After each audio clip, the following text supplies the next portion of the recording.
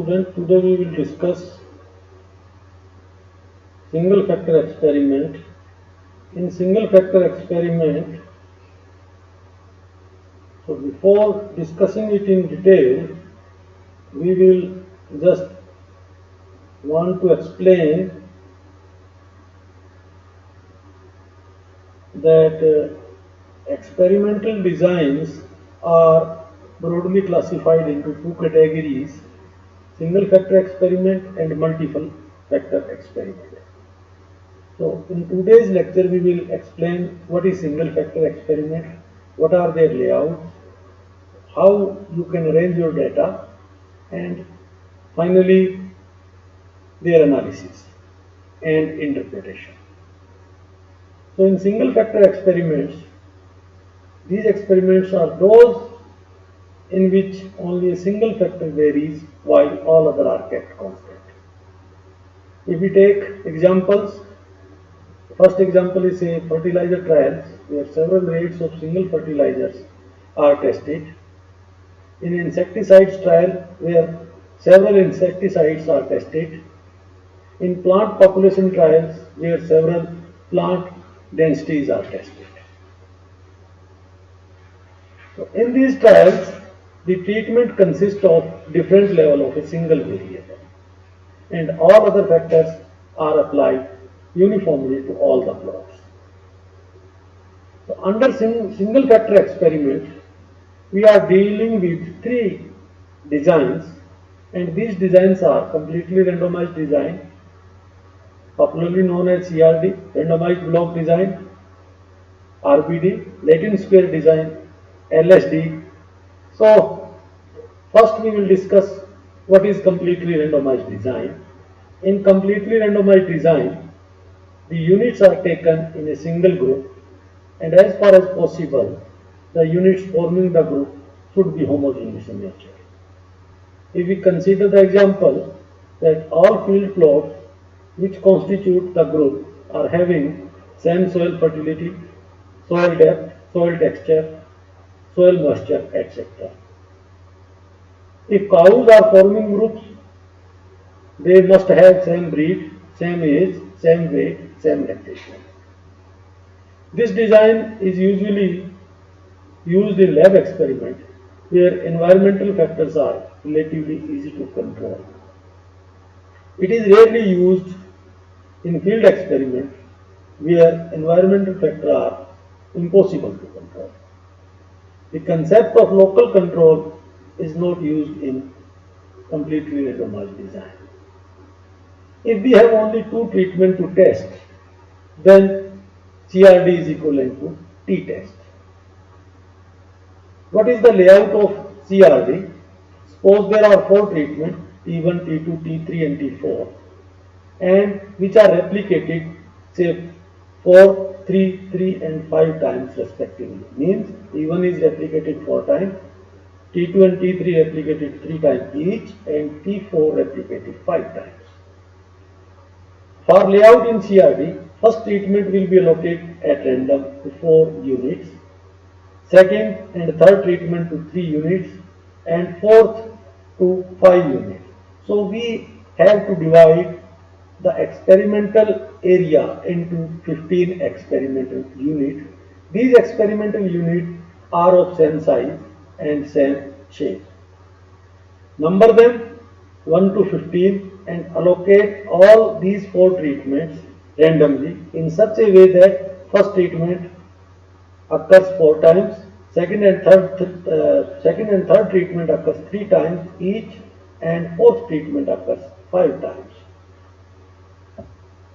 If we are considering, in previous example we have considered that replications are not equal, unequal replication. That was the example of unequal replication. If we are considering that each treatment replicate equal number of times, then suppose we have 4 fertilizers and each fertilizer is repeated 4 times. So in this way we need 16 plots. So we have 4 fertilizers and suppose we call them A, B, C, D, and each fertilizer is replicated 4 times.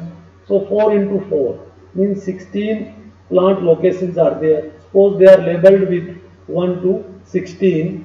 Then first write the number 1 to 16 in 16 pieces of equal sized paper and place them into a bowl. Next, write the letter A, B, C, D on 16 separate pieces of papers in such a way that there are 4 A's, 4 B's, 4 C's and 4 D's and place them in another bowl. Select one piece of paper from first bowl and from the second bowl to get a location and a treatment. For example, in first draw we receive say 1 for experimental unit and A for say treatment. So I apply treatment A to first experimental unit. Then in second combination 5 and C. So I apply treatment C to experimental unit 5 and so on and so forth.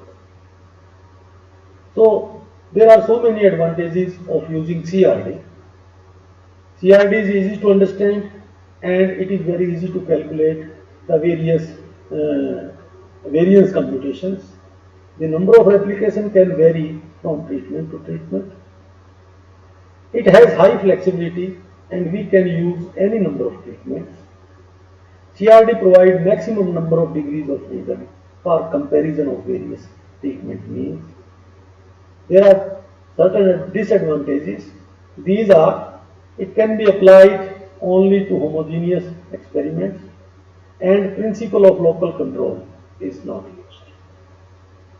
So this is an example of unequal replication in which an experiment was conducted in Rabi season on a variety of tomato during 2010-11 with 5 treatments of integrated nutrient management. These treatments are treatment 1 is nothing but it is farmer's practice, that is 2.5 tons farmyard manure per hectare. Treatment 2 is formed by recommended dose of fertilizer. Say there are 75 kg N, 100 kg P and 120 kg K. Third treatment is 50% recommended dose of fertilizers plus vermicompost 5 tons per hectare. Treatment number 4, 50% recommended dose of fertilizers plus vermicompost 10 tons per hectare.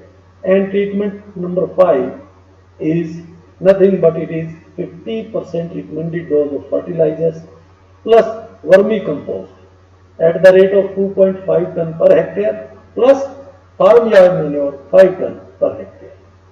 So these are my 5 treatment and I apply the treatment 1 to 5 experimental unit means the replication for treatment 1 is 5.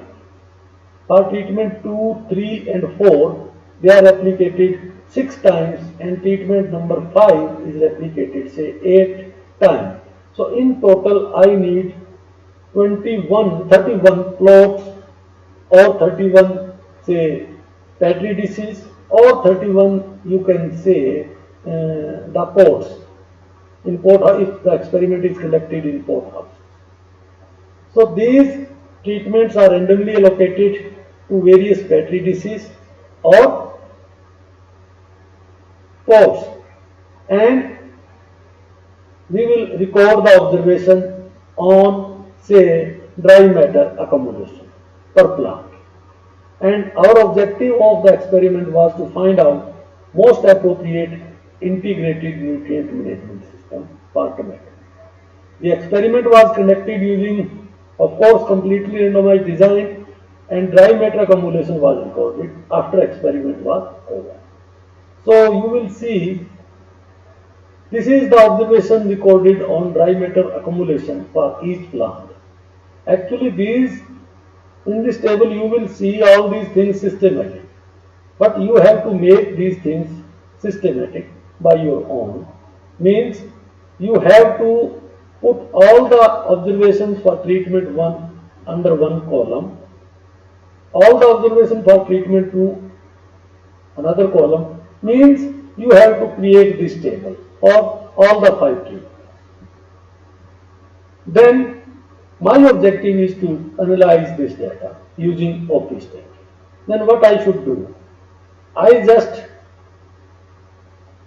go to the data sheet because these treatments are arranged in the Excel file so that time can be saved. So I just jump to the Excel file where I will see these are my treatments and this is diameter accumulation. These treatments are well, say, arranged somewhere else, which is you will see here. So it needs only two columns. In first column, your treatment number, and second column, the observation recorded for dry matter in there. So since treatment number 1 replicated 5 times, so 1 is repeated 5 times.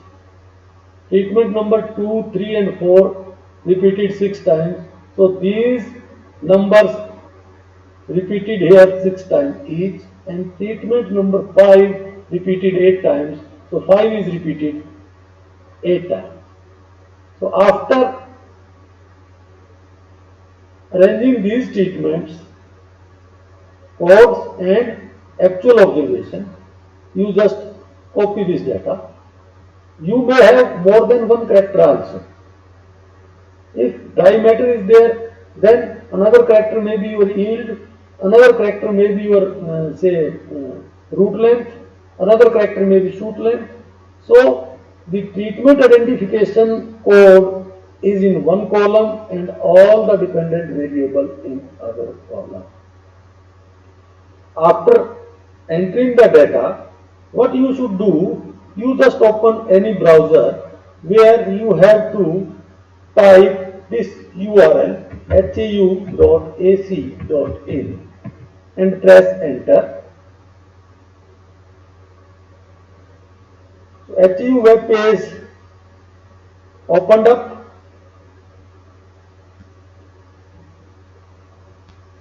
and you will see quick link here. This is quick link and you click on it. Since page is loading, so it will take few seconds, so we have to wait. So when it is loaded properly, then you click on this quick link.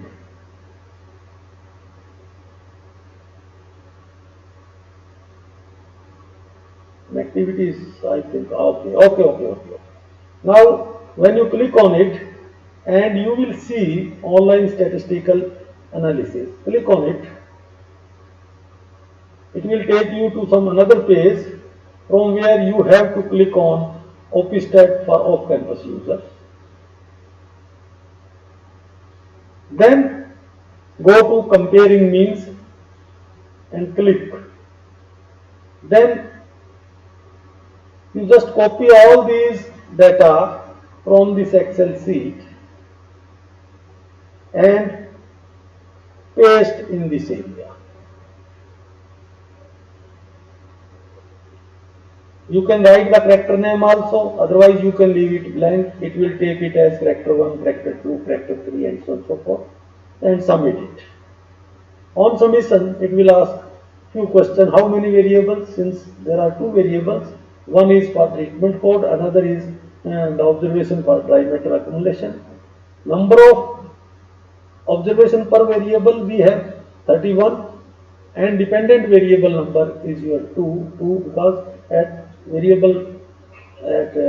serial number 2 our actual observations are there, and your independent variable or grouping variable is 1. Then click on one way ANOVA and press analyze.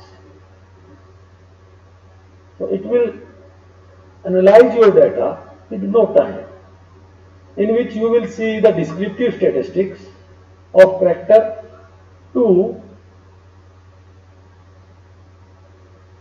because character 1 is your treatment identification variable. You have grouped 1, 2, 3, 4, 5. Because 5 treatment you want to test. First treatment is replicated 5 times. Second, third and fourth they are replicated 6 times, and treatment number 5 replicated 8 times. These are their means. These are their means.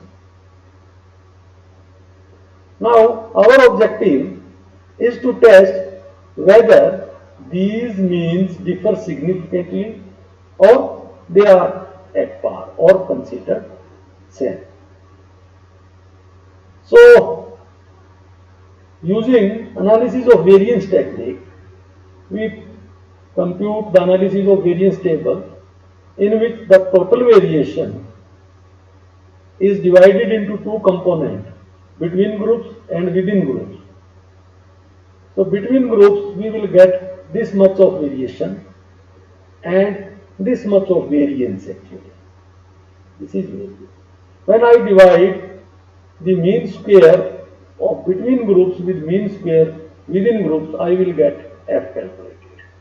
And its p-value is 0.000, means it is very less. It may be less than 0.001.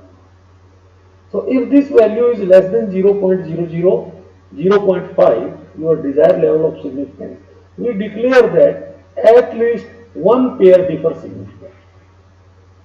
It may be 1 and 2, it may be 1 and 3, it may be 1 and 4, it may be 1 and 5. So, in order to identify which pair differ significantly, we will perform the multiple comparison, least significant difference test, in which 1 is compared with all the remaining 4, 2 is compared with all remaining 4, 3 is compared with 4 is compared with 5 is compared with, and we will compute the p-value for each comparison. For example, 1 and 2, this is the difference and its p-value is this. So we will get 1 star here. So in this way you can compare all the means in unequal values. Now if we move further, for example, if we have say 7 treatment and each treatment equally replicated, say 4 times. So I have taken this example from a very popular book of Gomes and Gomes, in which grain yield kg per hectare of rice resulting from different foliar and granular insecticide of control of brown plant hopper and stem borer from a CRD experiment with 4 replication and 7 treatments are given here: azodrine, control, DDT, and so on and so forth. Now, each treatment is replicated say 4 times. So our data arrangement in any table, we have to arrange our data like this. Means first treatment, then all the replication of first treatment, control, all the replication, third treatment, all the replication, and so on and so forth. So if we go to the data sheet, you will see under one factor experiment, this data is available here. This is my second example, this is first example, and this is my second example, and this is my data actually. So I just copy this data and from here I can directly go to OPStat page. So I click this link and it will take you to directly to the one vector analysis where you paste your data, submit it. Number of treatment we have 7, number of replication 3, number of factor 1, we are using CRD for equal replication, no transformation are required, just click analyze, you will get the analysis. Again you will see the sources of variation. Here the total variation is divided into due to treatment and due to error, and from this F value it is found that the difference between treatment is non-significant. It means there is a single line explanation that there is no evidence that the treatment differ significantly. So I think these things are clear to you. In remaining lecture, we will discuss the randomized block design. So for now, thank you very much.